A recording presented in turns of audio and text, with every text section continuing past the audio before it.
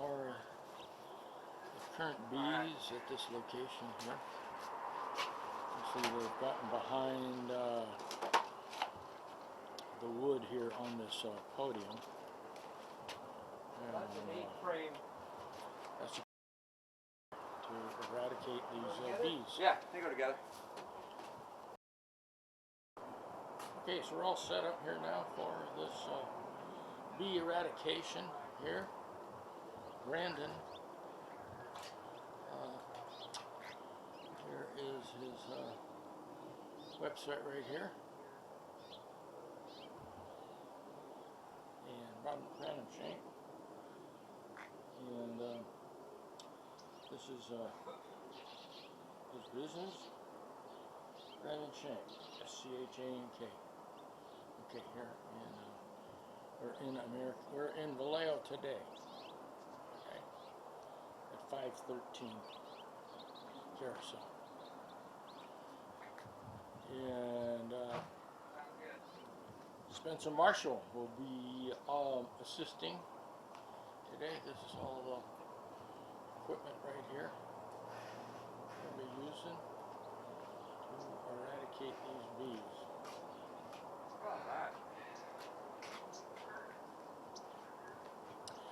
And we got our warning signs up here also. Careful what's going on here. And anybody getting stung. Well, what do you think? Life. I think it looks like you got everything you need to make it happen. We got enough shit here, Spencer?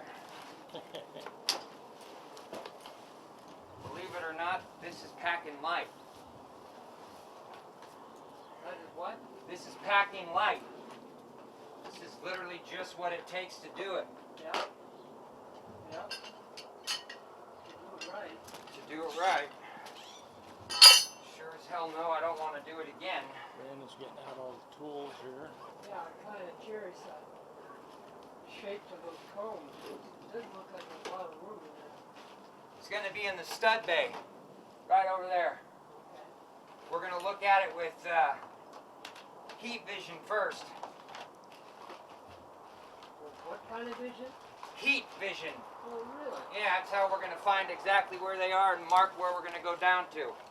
You hear that? Yeah. Never heard of that one. Oh, you're about to learn all about it, dude. I'm going to have you do it. I know you didn't come here to stand around. Well, You're a worker bee. I knew that you were higher tech than me, but I didn't realize you were this high tech. And of course, you should be. People get stung and stuff. You don't want that. Get in, do it, and get out. Do as I never even heard of it. you see how it's come close as you got to be. Yeah. You see how it's yellow because it's cooler, and then as we get closer, you can see the white shadows. Yep. That's them. See how it goes yellow Yep. and then all red? Yep. See that shape? Yep. That's them. Right there. So then what we do, we change the color. Now I'm going to show you heat is iron. So anything that's hot is going to look like molten metal. Okay?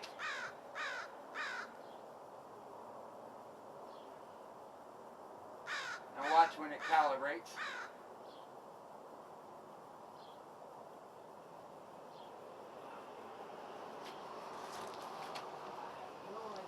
Okay, see it's calibrating now. Okay, now you see how it's dark? And then you can see where the light starts poking through, peek, peek, peek. Yeah. That's them. Oh, okay. So they're right there. They are right at they're going to start at the top.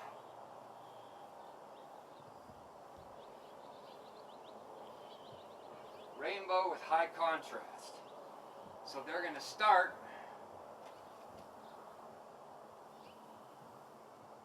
now. There's our pillar. There's our sign. Right? So we're going to go up. And as we go up, see that? See that? The island. That's them. Well, that's good. They're not all the way down here. No, right they're there. up in the top. Right there. So we're gonna pull that band off, and look at this image right here, Spence. Count them. 1 board, 2 board, 3 board. Boom. Oh, good there. They're right there. I didn't even know these devices existed. And they cost about $2 grand. Yeah. But it's worth every penny. Because if you're looking for bees in a wall, that's the only way to find them. Yeah, it's called a FLIR imager. It's a fluctuating infrared temperature camera. Okay, so that's what tells you what the bees are inside this structure. It's called a FLIR. I honestly don't know what FLIR stands for. But FLIR imaging is used by the fire departments. It's used by anybody in search and rescue, and what it does is it calibrates the temperature around you, and then bees create a tremendous amount of heat just by being alive and buzzing and friction. Okay. And so when you're looking for bees inside of a structure, we use a FLIR camera to pinpoint their exact location. So on here, I see the bees are on the top is the white ball. That's the little ball of bees that's clumped at the entrance. And then as you go down the belly band, you're 1, 2, basically three pieces of siding down is where that hive is centrally located at. And that's what's indicated with the yellow and green. The blue and the lighter blue is the temperature gradient between the two. Okay, now who are you? Who am I? Yeah. I'm Brendan. I do full-time honeybee structural removals. Action. So my Eradication. business name is Bee Dirt. Right there. Okay. Bee Dirt, Bee Dirt, Bee Dirt. There you go. Okay. And right now, Spencer is getting the smoker ready here. What kind of fuel is that, Spencer? It's a little burlap with a little dried grass. The burlap's a little thick, so I need a little something that burns better to keep it going. Okay. And, Spencer has forgotten more about honeybees than I'll ever hope to know. well, And that's fact. the thing is that the bee world is evolving, and there's a whole bunch of new things going on, and I'm still got a lot to learn because the world has changed in the bee world. But the thing about smoke is that bees have been around 100 million years, and when they smell smoke and they're living in a tree, they will quit thinking about defending, and they want to grab their goods and leave. So you can get in there and work for a while before they kind of wake up to the fact that, wait a minute, there's no fire. Who are these guys? So you get in and do your job and get out before they figure it all out. All right. And then some of them figure it out real quick. All right, suiting up. Yeah, that's a nice suit. It cost it, I'll tell you that. But security, Yeah. Going to war, you want to have a good outfit on. security in your gear is priceless. Yep. Yeah, you gotta stay calm, cool, collected. All right. I actually bring the feel suit up. your energy. What's And I've that? learned over the years, people working for me, Yeah. the first 20 times they get stung, you know, they're all tense and crazy. Once they calm down, then that stops. Yeah. They pick up on your energy. The bees smell the pheromone. Yeah. And they go, oh, he's up to something. Right. Yeah. And that's magnified because they're feral. So they're not used to people coming in on them, No. ever. Yep. So that gets, I've never seen anybody do that before, but that makes sense. you do when you're stretching when I'm standing up on this ladder outstretched, cutting it and everything else, and this thing starts flying up, You don't want to be thinking about that. you don't want to have it happen to you. No. Or even But thinking they're about- not going to come out crazy. No, we'll cut into them the right way, and we'll keep the entirety of the hive intact.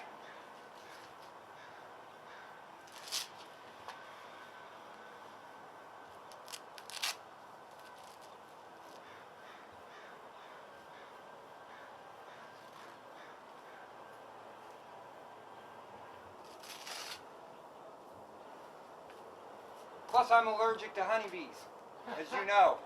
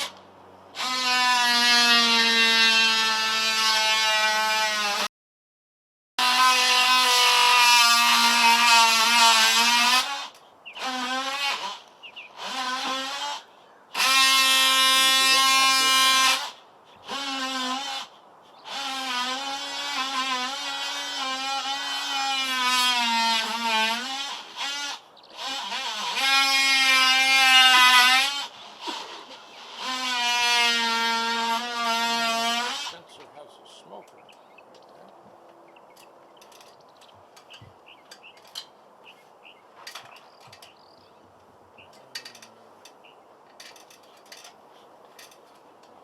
Strategy right now is not to use smoke.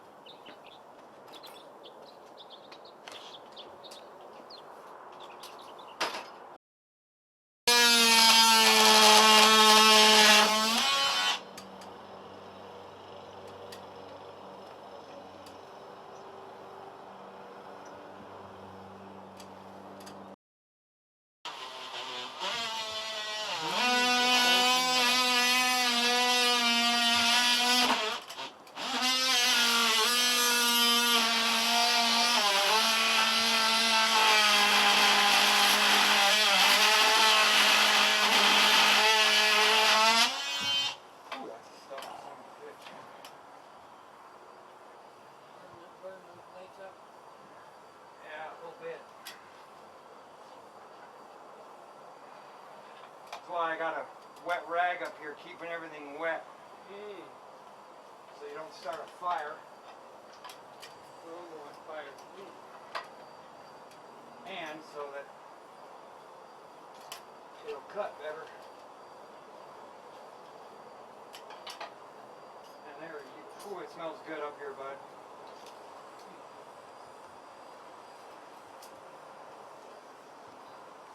It smells so good up here, Steve. Yeah? Yeah. Smells like honey. No. No, it doesn't smell like honey. It smells like a feral beehive. Oh. No smell like other smell like it in the world.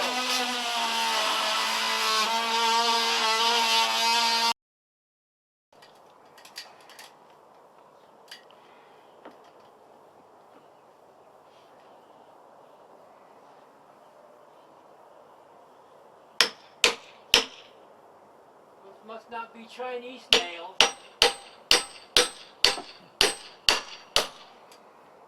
They work.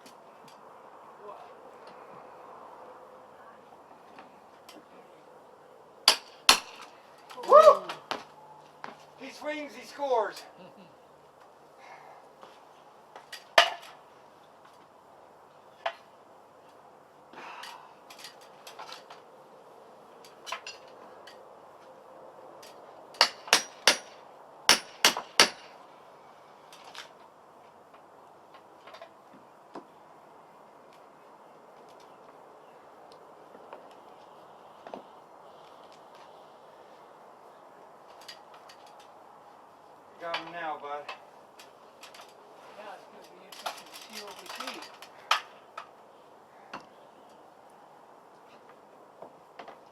not going to see anything really except for the top of the entrance yet.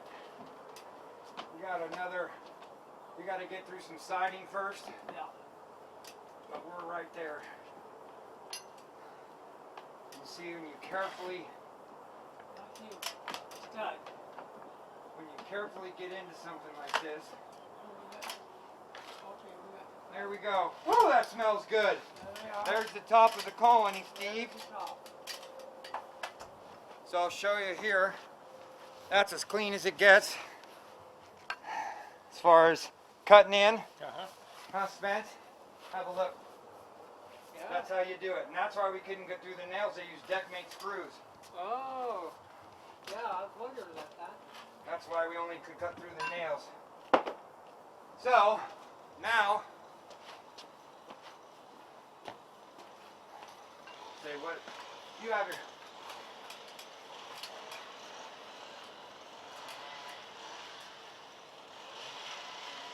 several layers deepen in. What we're going to do is I'll cut the paper away so you can see the top of the colony. We're going to let them think about it for a minute. What I mean by think about it is just let them settle into the fact that they just got exposed. We're going to give them a minute.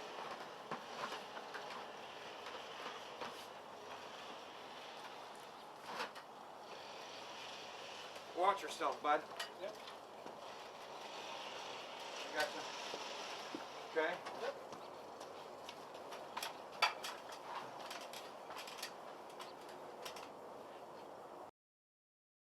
Great stuff in your garden, you know that. Right? That shit should be $100 an ounce. Yeah. Anything you put next to it will grow. That's for Okay, one board down. So that is the start. Now, another thing, Steve, you see where the entrance is on the top left? Yeah.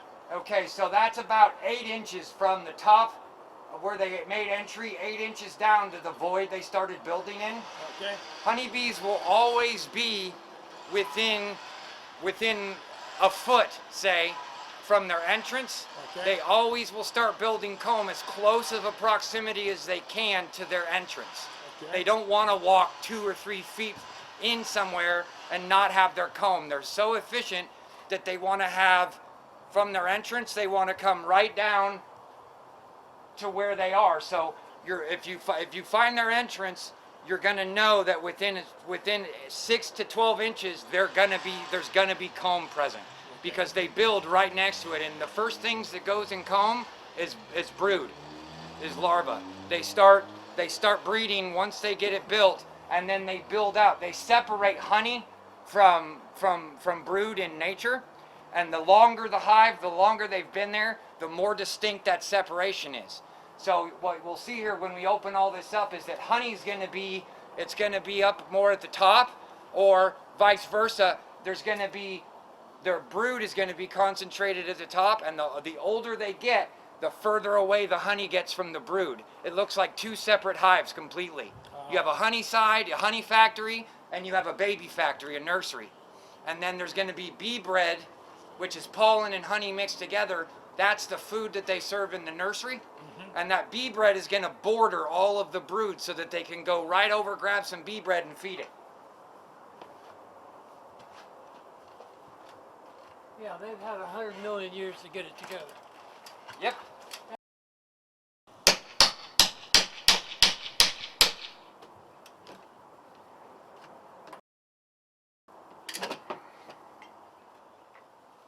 They're going, what in the hell? Where'd the door go? The door to their hive and exposed. They're not defensive. I mean, when they're defensive, they'd be chasing us down right now. Huh? I said they're still not defensive. Nope. They're not going to be. If we do our job right. Okay. They won't be, bud.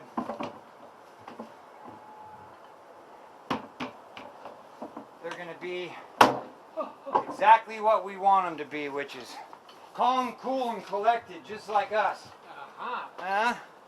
Yeah, it's, I've been stung 300 or 400 times at a time, so it's like, I don't know, it's not a big deal. Yeah. It is for me. Oh, yeah, for you. It is for me. First time I did bees, a guy when he needed help, we didn't have any equipment. Middle of the day, summer, those bees just tore the shit out of us. Right? But I kept doing it. Right? And, I mean, like I was saying, right? Part of the reason you guys got blasted was because of the way you went in heavy-handed. Oh, Huh? didn't have a clue.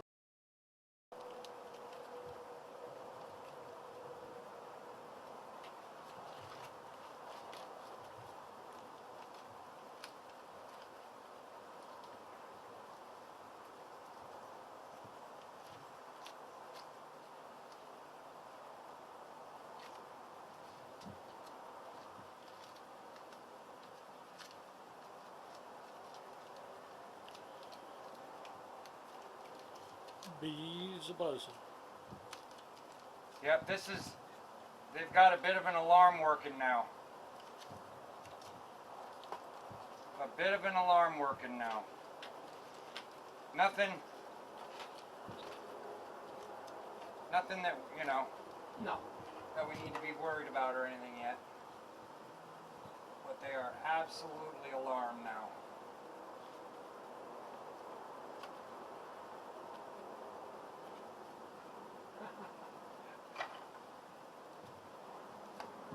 You like that, Spence? Yeah.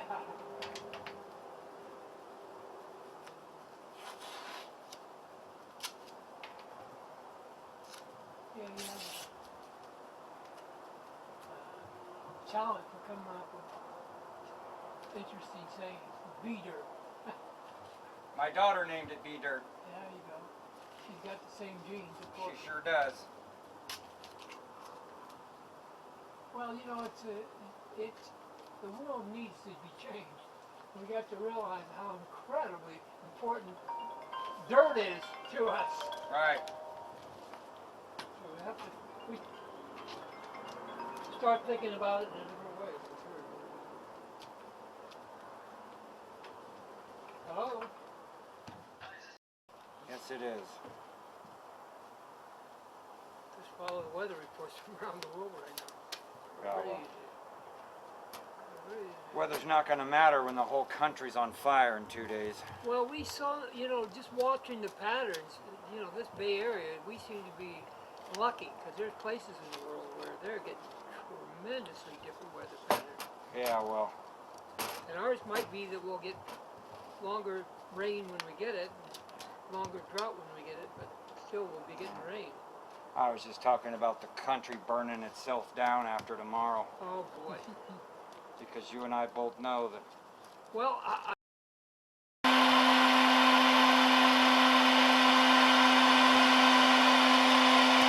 See that? So that's all capped honey. That's their food for the winter. And they'll cap that up once it's dry.